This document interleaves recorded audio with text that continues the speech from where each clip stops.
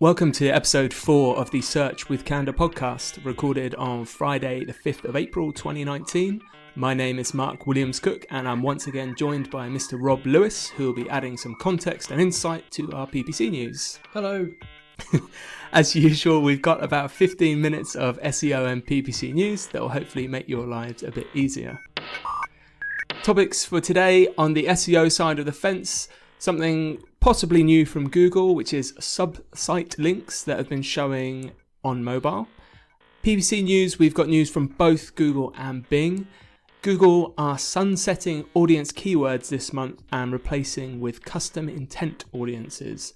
Rob will take you through exactly what those things are if you don't know and what it practically means to you.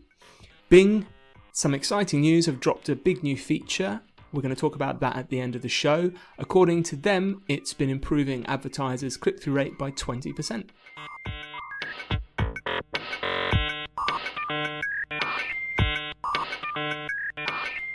Okay, so starting with the SEO news, this is actually one I picked up from LinkedIn, which is strange because LinkedIn isn't normally the place where I get my SEO news from. Jack Cooper, who is the digital manager of Anderton's music company, posted on LinkedIn saying, Google showing direct-to-product links as drop-down option in our e-commerce category site links. Banging.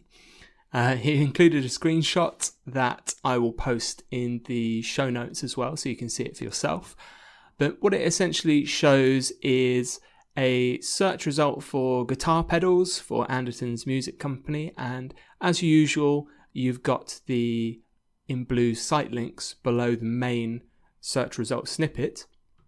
But additionally, you have a kind of arrow that you can tap on, which is going to give you an extra kind of subset of site links. These site links are actually linking directly to products. Now, this isn't something I'd seen before. I don't know if you've seen it before, Rob.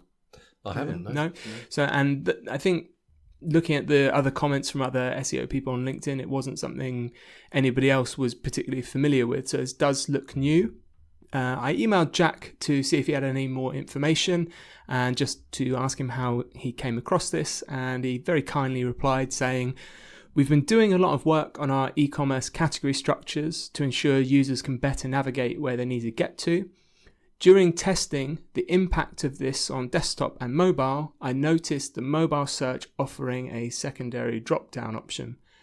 After investigation, this was showing a selection of direct-to-product links from the parent category when using a brand plus category query, such as Anderton's guitar pedals," which is the result he took a screenshot of. He goes on to say, "I didn't expect to see product links here. It looks as though Google are testing and or introducing yet another reason for you to have your site structure in order. It also means you should ensure your product pages are in top order.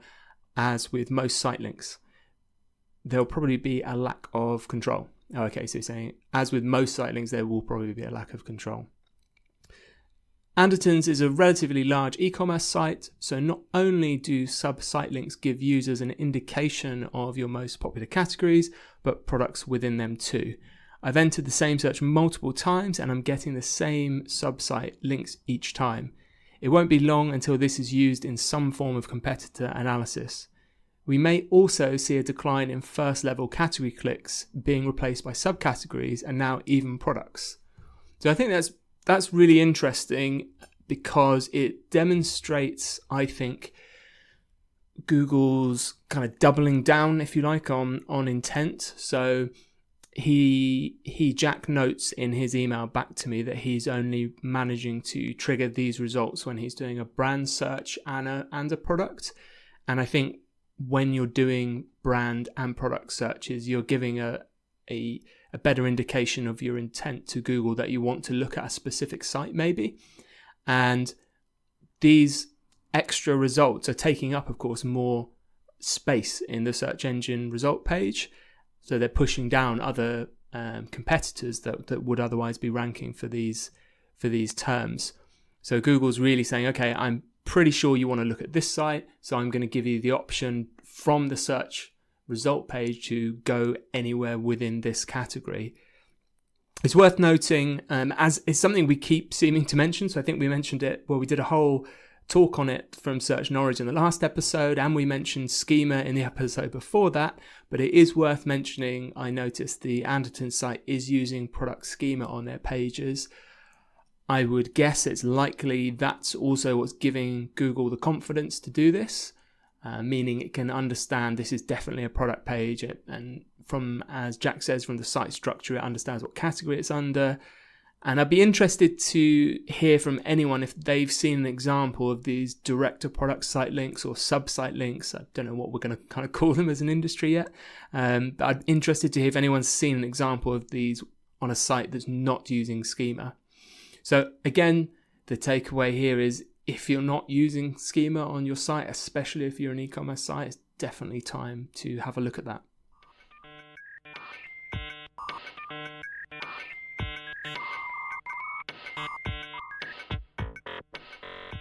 So in the PPC news, for those running Google Ads accounts, you may have got an email in the last week or so saying important audience keywords in Google Ads is being upgraded to custom intent audiences. So this email is triggered if you're running any Google Ads accounts that is using audience keyword ad groups, and Google's telling us they're going to be automatically upgraded to custom intent audiences this month in April 2019. Google's email outlines what's changing. It says custom intent audiences are replacing audience keywords to provide better performance, more scalability, simplified audience management, and optional auto-created audience recommendations. With custom intent audiences, you can define and reach your ideal audience through an auto-created audience suggestion or by selecting your own keywords, URLs, and apps. So I think it's a good time for you to jump in, Rob. Maybe can you run through what audience keywords and custom intent audiences are firstly for those maybe that don't know? Okay, so first off, custom intent audiences have been around for a while now in the new Google Ads interface. But to explain what audience keywords are, as this is what they're removing. So when setting up a display network campaign in Google Ads, one targeting method is to control the type of content that your ads are appearing on, which you can do using keywords. So if you added the keyword Australian tours, for example, then your advert would be eligible to show on any Google Display Network content that matches that keyword. So that type of targeting is called content keyword targeting. But taking it a step further, you can expand that targeting so that rather than simply showing on content that matches your keyword, you can also reach users who had exhibited an interest or who had been searching for those keywords. So this effectively expands your reach so that you can target relevant, interested people and show them adverts regardless of which content they're viewing. So using the Australian tours example that I mentioned, someone searching for that term on Google might be reading a news article about something entirely different, but the advert could still show to this user. Okay. I mean, what do you think about this change? Because as you know, I'm always skeptical whenever Google upgrade a product, change a product. We've discussed, you and me, before about the keyword targeting changes.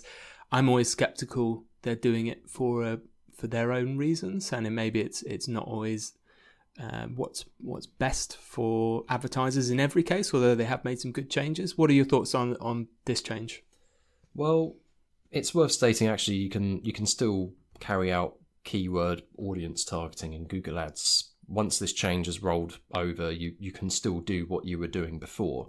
You can still show ads on content based on the keywords, and you can still carry out audience targeting via keywords.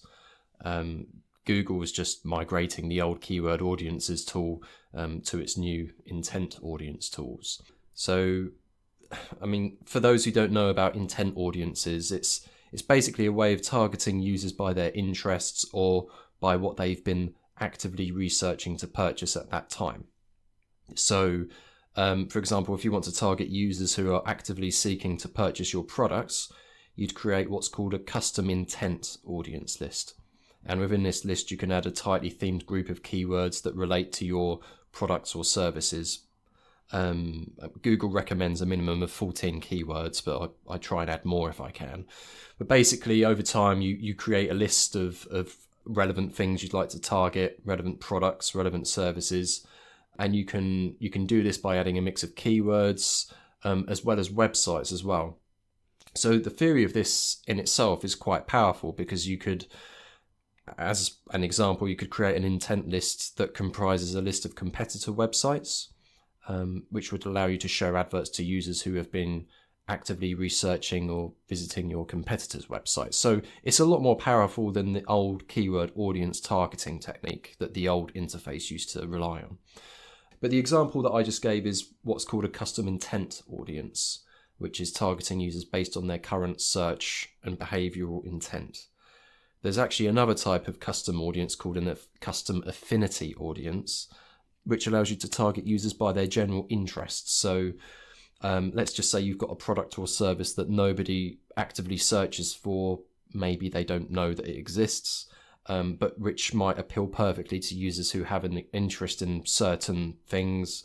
You could create what's called a custom affinity list that might comprise a list of keywords that describe their interests, or you could input a list of websites that they're likely to visit.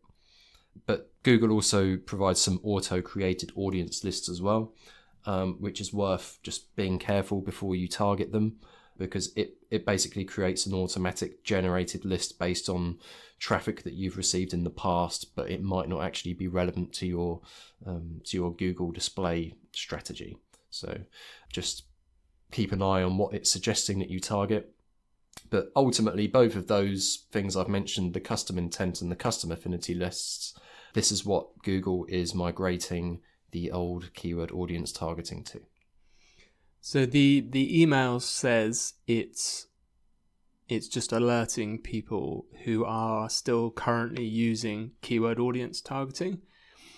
I assume if you're not using them, you don't have to do anything. So what would you have to do if you are using the keyword audience targeting? Is Google just gonna? It says it's gonna automatically upgrade. Do I need to do it? Would you need to do anything or? Well, actually, the email says that it will automatically upgrade them. But if you read a bit further down onto the email, it says that there's like an automatic tool that you can use to convert them over to custom intent, which I've not used.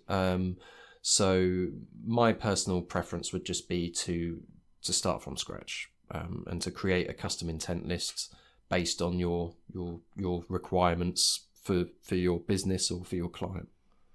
Okay, so probably better off just doing it. If you're going to have to change to use it, learn a bit more about it and actually do it properly from the ground up rather than relying on kind of automation. Yeah, absolutely. It sounds like good general advice yes. Anyway when you're dealing with Google Ads.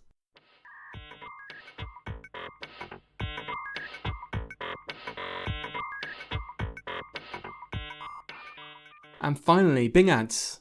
I'm a fan of Bing Ads. Are you, Rob? It's an important channel. I think your said everything. I think managing it on a day-to-day basis can be a bit soul-destroying, but it does its job and it works. So I'm still a fan of Bing Ads because I think it's easy to overlook them, but Bing still does command a decent amount of monthly searches. You know, Google obviously is always telling us about their 22,000 or whatever it is searches per second, but Bing's still got a decent amount. The cost per click is somewhat merciful sometimes compared to Google Ads, right? Absolutely. Yeah. And if you are, so for the listeners that are running Bing Ads, they've launched quite a major new feature. On April the 3rd, on the official Bing Ads blog, they posted something titled Drive Customers to Immediate Action with Action Extensions. And they go on to say, we're excited to announce the global release of a new extension exclusively on Bing Ads, Action Extensions. This extension allows you to highlight a clear call to action on your text ads to entice customers to immediately click and drive them to your website. Advertisers who participated in the beta have seen an average click-through rate increase of 20% when they served action extensions in their ads. 20%, that's pretty significant, isn't it? Yeah, I'd say so. And they go on to give a few more details. So key details about action extensions. Like site links, clicks on action extensions will be charged the same cost per click as clicks on the ad headline. Action extensions can be shown with other ad extensions, including site links. Action extensions can be associated at the account, campaign, or ad group level, where the lowest level takes precedence. There is a limit of 20 associations per level. So it's pretty much how the Google ad extensions work, if you're familiar with them. The URL fields are all optional. If the URL is not provided for the action extension, we will use the ads URL or the URL at the keyword level if provided as the landing page when the call to action button is clicked. So I assume that's maybe if you want a direct booking action to go to a different URL, perhaps to the main ad. So, what do you think about that? Are you a bit more excited about Bing Ads now? I have to say, I think it's the first Bing Ads update that has got me somewhat excited. I really like the sound of this. I had a bit of a play around of it earlier today, actually, and I really like that there's 70 call to actions predefined to choose from. Although moving forward, I think it would be really good if they enable a custom call to action, a bit like what Google offers on YouTube, for example, and on Gmail. So there isn't one at the moment, so you can only select from a template. At the moment. Absolutely. But I was looking through some of them, and some of them made me think. There's some interesting ones, like I saw Vote Now. So that'll be an interesting choice for political campaigns. Might be worth keeping an eye on that on Bing Ads in the future. Bet Now, obviously for gambling sites, they'll make use of that. Wow. Another one that I thought could be potentially useful is the visit store call to action. So it'd be really useful, maybe an interesting metric for businesses to potentially measure footfall, so they can see how many people clicked on the visit store button and may have then gone and actually visited the premises. I guess you could put that straight to directions or something as well. Yeah. I mean, I think it's a really interesting update that they're adding, because Google has a lot of different extensions available, but they don't have anything quite like this. I mean, you can customize call to actions on YouTube, display, and Gmail ads, and to a lesser extent, there are message extensions that you can use on Google Search, but nothing like what Bing Ads has just introduced. So I'm really looking forward to seeing what impact it has, actually. And I wonder if Google will follow suit, actually, if they can see that it's been a successful rollout. That'll make an interesting change, Google copying Bing forward. Yes, absolutely. So you say you've tried these. Are they simple enough to set up? Oh, really easy. You just navigate over to the Add Extensions tab, select Action Extensions, and create a new one. Okay, so if you're running a paid search campaign in Bing Ads, there's seemingly a very easy way to likely get a 20% improvement in your click-through rate. It's worth noting, if you are running Google Ads and not Bing Ads does have the functionality to simply import your search ads campaigns from your Google account. So it essentially means you can set up a Bing Ads account with pretty much no time investment. So you don't have to go through the same process you did with Google. So it can be a nice, quick, easy thing for you to test. That's everything for this week. The next episode of Search with Candour will be going live on Monday the 13th of April, just after the Brighton SEO conference. I hope we'll see some of you there. My name is Mark Williams-Cook, and I've been with Rob Lewis. Hello. And I hope you'll listen again.